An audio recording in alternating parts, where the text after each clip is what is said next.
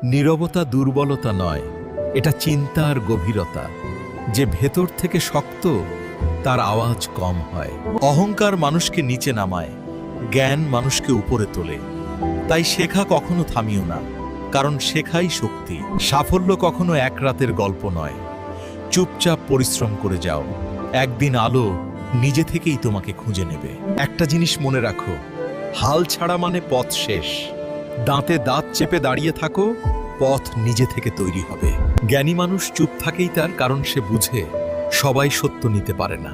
কথা কম হলে শক্তি বাড়ে, এটাই জীবনের নিয়ম। তোমার পেছনে কথা বলে যারা, তারা সামনে দাঁড়ানোর সাহস পায় না, কারণ সত্যি কথা চোখে চোখ রেখে বলার শক্তি সবার নেই। নিজের প্রতি বিশ্বাস রাখুন, কারণ শক্তি লুকিয়ে আছে আপনার ভেতরেই। সিদ্ধান্ত নিন, স্থির থাকুন, পথ নিজেই খুলে যাবে। নীরবতা দুর্বলতা নয়, এটা গভীর শক্তি। চুপ